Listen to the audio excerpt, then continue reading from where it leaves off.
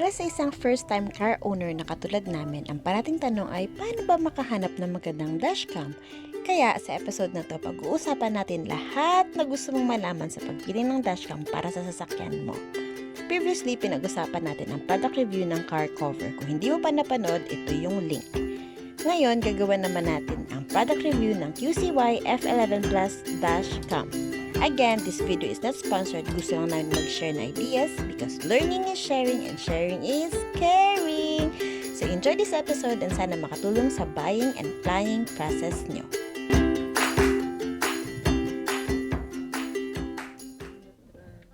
Welcome to 20 Tayo!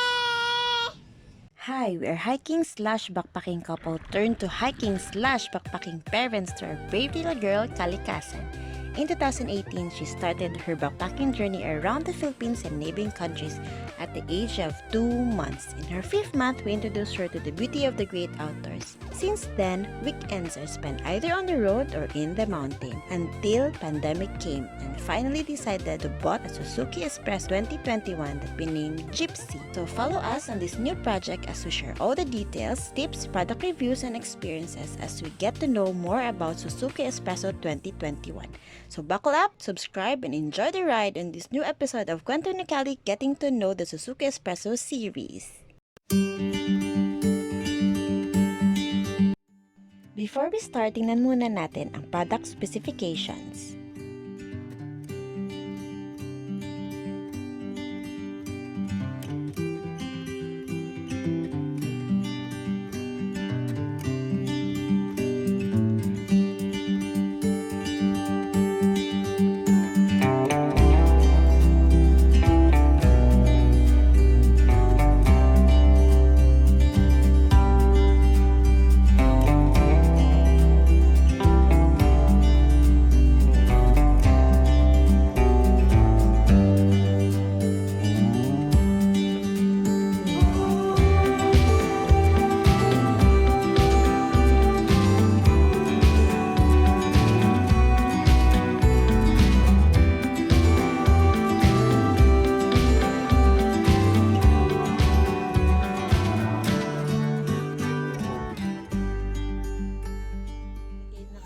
Pinakabit namin yung dashcam QCY F11 Plus. So, ginawa ay una nilagay yan. Yan, kinabit lang siya dito sa likod.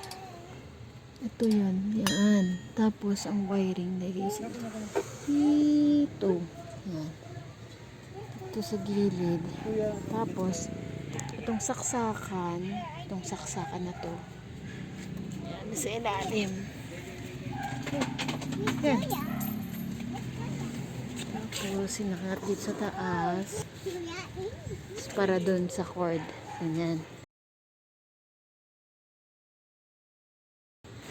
Ang iba naman, hanggang dito sa baba. Yan. Ito. Ibinaklas to. Ito. Tapos tatanggal dito. Yan. Ito. Ibinaklas to lahat. Yan daan. Yun na. Tapos dun sa gilid. Dito sa may bulb. Dito yun. Yan. Tinanggal yan. Pinaklas siya. I'm watching, nanay. I'm watching. Yan. Hindi pa tapos. Yan. Tinanggal siya. Pinaklas siya dun. Yay! Yan. Dyan. Saan ba kinabit? Ito. Para hindi matanggal yung warranty. Yan. Mix na lang din. Oh. Sa wiring lang ang warranty. Yan. I think ikaw ang expert kasi ikaw yung driver. Kami ay mga bagong driver pa. So, wala kami idea. O, sige. Okay na yan. Pwede rin po sa loob. Dito. O, dito na lang tayo siguro. Ikaw naman ang driver. So, ikaw ang tutulong na lang kami. Bibigyan na namin kayo ng music.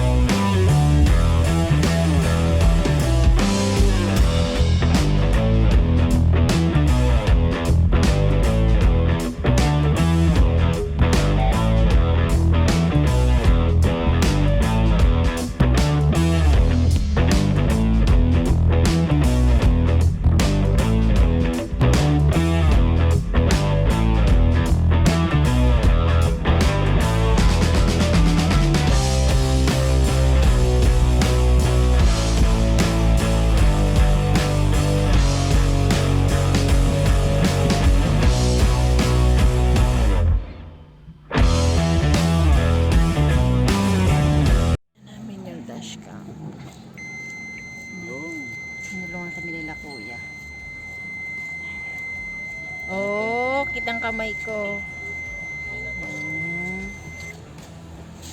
Okay, hi. Ayun pala siya, oh. Yun pala, oh. Ayan, baliktad mo nga, tatay. Ayan. Ha? My friend!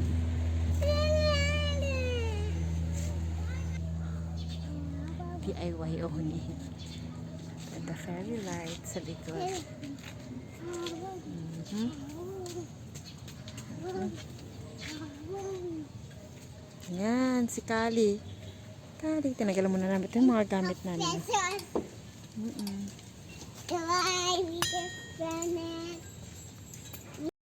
Now, it's time for the subjective product review. On.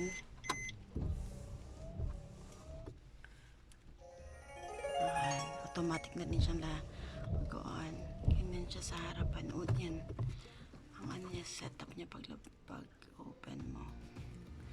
So, ito yun. Nalinaw naman siya. Ito yun sa likod. Ito yun sa harapan. Merong 5 functions ang kanyang touchscreen. So, ganyan. Yan sa harapan. Front, left lang, back. So, maganda dito kasi meron din siya ganyan, no? Gusto mo pa move. O, sa baba. O. Yan. Left muna, tapos iangat mo. Yan, yun ang special feature niya. O, diba? Okay. Sige, down. Tatay, down. Okay na yan. Yan, na-adjust mo na siya. Na-adjust mo siya. So, dito sa harapan ay naka 2K. Resolution 2K sa front, 1080p sa likod. In terms of video quality, mas malino ang rear camera kasi walang nakaharang sa kanya, hindi katulad ng front na merong tint. Settings. Ito yung date and time yan. Friday yan. 19 birthday pala niya. Pwede, so, tatlo siyang screen. May isang full screen, front, back, at saka ito yun. Ano ba yun? Divided screen. Yan. Press mo lang sa gitna. Ganyan mo lang pala sa gitna for the setting. Ito yung picture. Ito yung record. Oh. Ito yung setting. Press natin yan. So, meron siyang back. Loop recording ensures that the dashcam will keep on recording even when the SD card is full. When it's full, the dashcam will automatically delete the oldest file to make space for the new recording. Record videos in shorter fragments, either 1 minute, 3 minutes, or 5 minutes depending on your preference. Meron 2 ways of storing videos si dashcam. First is normal file from front and back. Yun yung pupunta sa loop recording. So meaning oldest file to be replaced by new file. Second is protected or locked file ng front and back. So ito yung kailangan nyo siyang i-manually delete the file. Ito yung files from G-Sensor and Parking Guard. This will record all conversation inside the car. This is useful during encounters with traffic enforcers and road rage. G-Sensor or gravity sensor detects any sudden movement of the car during driving. It measures the movement through 3 axes, up and down, front and back, and left and right. It helps paint a picture of events in case of accident ranging from crashes, collision, heavy braking, swerving, potholes, humps, and minor incident. In such events, the recorder will automatically start up and record for 20 seconds front and rear camera. Pwede mo ma-adjust ang sensitivity either off, low, medium, and high. Pag high, any sudden movement, mag-record siya. Take note, lahat ng files ng G-Sensor na pupunta sa lock file na kailangan mong i-manually delete. I suggest just choose medium sensitivity. On the other hand, ang parking guard is literal na parking guard or act as a parking surveillance. It detects any sudden movement kahit patay ang engine. It record videos like hit and run while parked, may nag-vandalize, attempt to steal your car, or kahit may pag-open ka lang ng sasakyan mo. In such events, the recorder will automatically start up and record for 20 seconds front and rear camera. Pwede mo na ma-adjust ang sensitivity either off, low, medium, and high. Same as G-sensor pag high, any sudden movement, nag-record siya. Take note, lahat ng files na napupunta sa lock file kailangan mong i-manually delete. I suggest just choose medium sensitivity especially when you park in crowded and or public places. License, pwede mo ilagay ang plate number or any information ng sasakyan mo.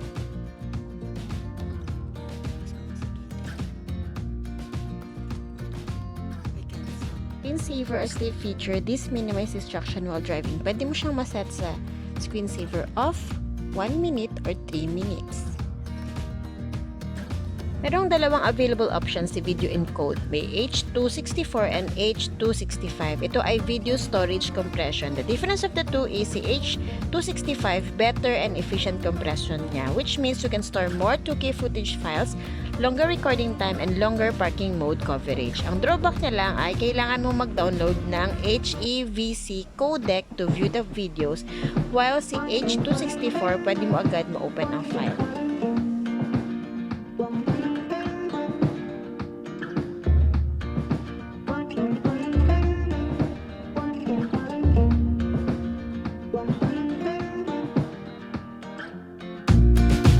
USB mode is one way of transferring your videos using USB cable to your laptop.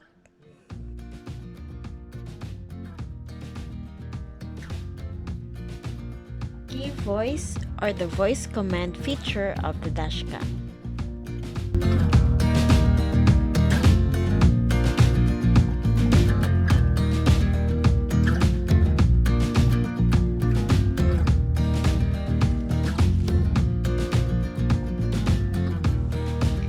Stream media, hindi ito katulad ng internet streaming. This feature provides greater field of vision compared to rear view mirror. Press on for default full screen rear road and press off for default full screen front road.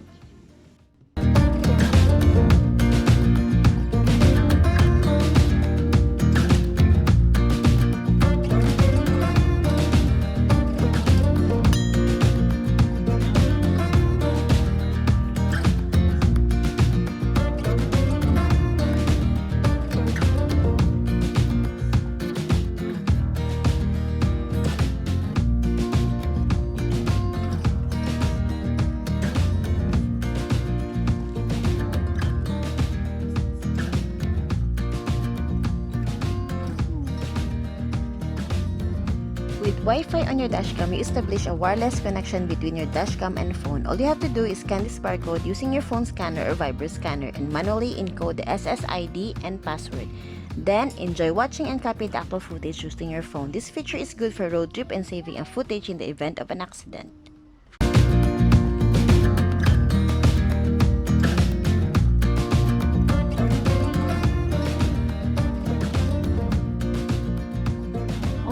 Video playback allows you to view, scan, and delete files.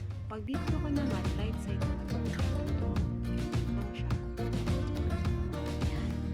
Ito naman siya. Pwede ko delete. Copy ko. Copy mo.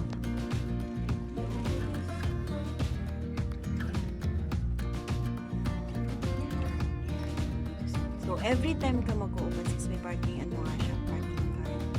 Ayan. Front urgent video, front urgent video, here urgent, ayan. Yan yung mga ano siya, filter. Okay, next.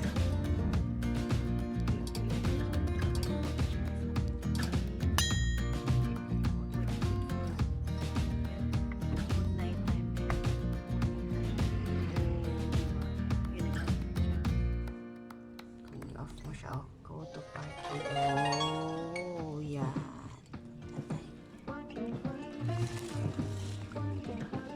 Tapos ang memory nandun sa taas. Patayin muna kung matanggal.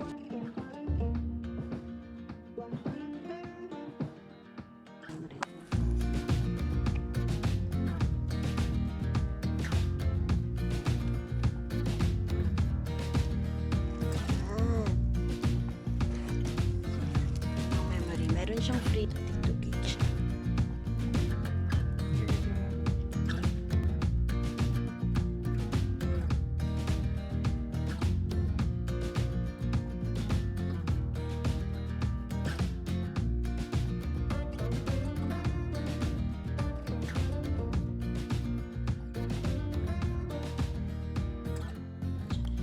on and off. Sa rear camera, at saka isa dito sa saksakan sa baba.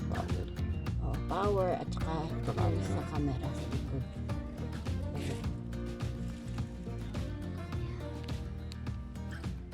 Okay, reverse. Ito yung pag-reverse niya. Please do that.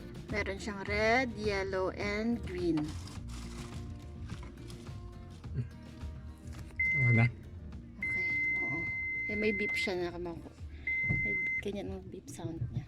Okay. Merong 3 ways to save the videos from the dashcam. Take note, only in the video playback lang pwede mag-delete. You can access the video playback using the dashcam touchscreen. You can save your file using the Wi-Fi app. Scan mo lang ang barcode gamit ang smartphone, encode this as ID and password, then the app will automatically open and you can now ready to view your video. So, ito yun. Isascan mo lang siya. Yan. Roadcam. Open mo. Yan. Agree. Allow. Allow. Try natin. Ito siya. So, ito wala pa siya. Hindi pa namin siya nagamit. Actually. Hindi pa namin siya nagamit yung app na to. Roadcam app. Yan. So, dito, pwede mo siyang ma-connect. Ang SanDisk Ultra 32 gig. Ito ay galing sa ating dashcam. So, kinuha na natin siya. 32 gig holds up to 4 hours na video. So, kung gusto mong laki ang video mo, file, pwede kang mag 64 gig. Recommended. Pero kung mag 128, babagal ang video. So, ito, kailangan mo siya ng adapter. Ganito siya, adapter. Yan. Adapter. Kailangan siya ng adapter. So, gagawin mo lang ay pasok mo tong ano na to, memory card dito sa loob ng adapter. Yan. And then, ipasok dito sa gilid. Gilid. Tatay, look. Here. Yan. Side. Push mo lang yan. And then, tignan mo kung nag-open na siya. Ito yun, no? Detect na siya ng laptop mo. And then, open mo to. Yan. Kita na siya. Ito yun. SDHC file. So, ito meron siyang back underscore EMR. Meaning, yun yung back video na nakalock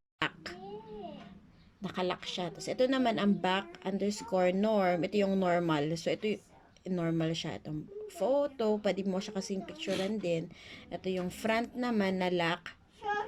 Front underscore norm. Ito yung normal naman. And front underscore photo. So, lahat ng mga files na naka-lock, galing siya sa G-sensor and parking guard. So, ito ay manually mo siyang i-delete. So, hindi siya natatanggal. Well, the norm, lahat na files ito sa norm is galing sa pwede siya pumapasok siya sa loop record. So, every time na mapupuno ang loop record, na o-overwrite yung oldest video.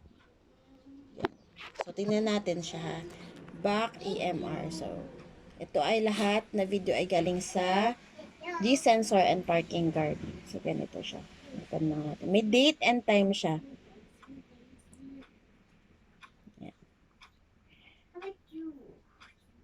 So, hindi pala siya mag-open.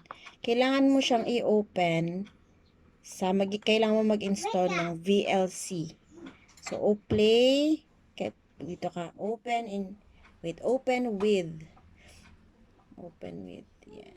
Kasi kung hindi mo siya ilalagay sa VLC, audio lang ang maririnig mo. Wala siyang picture.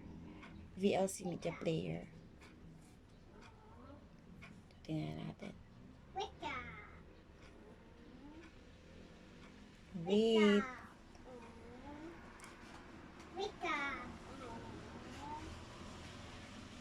Yan. Cheese. Where's my Meron siya, ito yung file niya. Itong date and time. Myself. So, ang linaw niya, oh. Where's my cell phone, Tata? Maririnig mo rin yung sound sa Where's my cell phone? maririnig mo rin yun sa likod. Maririnig mo yung sound niya rin. So, ito ay, ilang ulit minutes na to. Ito ay ano lang, 19 seconds lang. So, meron siyang depende ka sa loop record mo, pwede ka maglalagay ng 1 minute, 3 minutes, and 5 minutes. Okay. Yes? Ito yung back. EMR, so meaning, usually, ang nakakapasok dito sa lock video is, naka-start up and park. Pag nag-park ka na. So, dito, pwede mo siyang tanggalin lahat, i-delete. Kung hindi mo nga importante naman, pwede mo naman siya i-delete. Kasi kung hindi mo siya ma-delete, hindi siya ma-delete normally like the loop recording. So, kailangan mo siyang i-delete para hindi mapuno yung memory card mo. Okay. So, yan oh. Ito naman ang front. So, usually pag start up mo, pupunta siya sa lock file. So, ito malinaw siya oh. May date, may time, My mother. may sound, malinaw ang sound sa labas and sa loob. So, another way para makita mo yung video is pwede kang mag-download ng HEVC codec. Sugar. Para makita mo siya kahit wala kang VLC, pwede mo siyang makita. Windows 8. Ayun oh. Dito yan. Windows 8 codec. Paano to? Pack 2.1.8. Okay. Yan, pwede mo siyang yan. So yan, pwede mo siya automatically, pwede mo na siya makita. Pero pag wala kang ganun, kailangan mo mag-download ng VLC. Ito yung actual footage from the dashcam.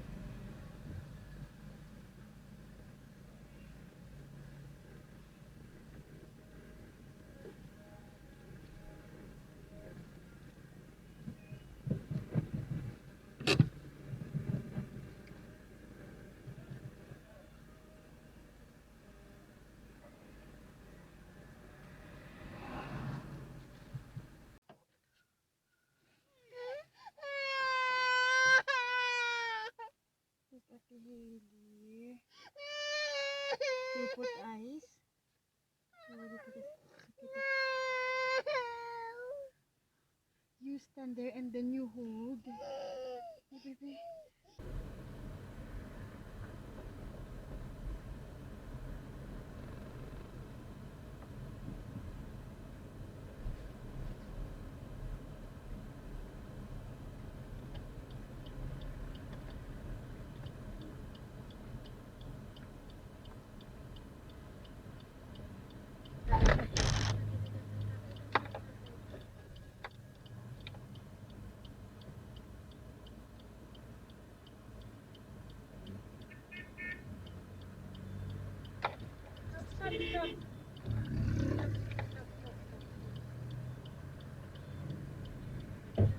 If you encounter any problem with your dashcam, here is a troubleshooting guide to better assist you.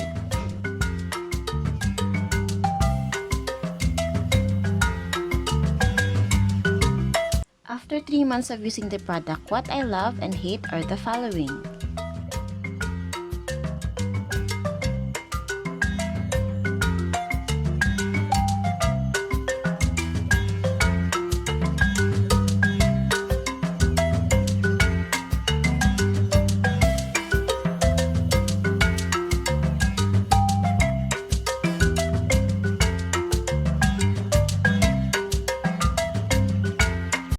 If you are now considering getting one, here is the ultimate guide in buying the right dashcam for your car.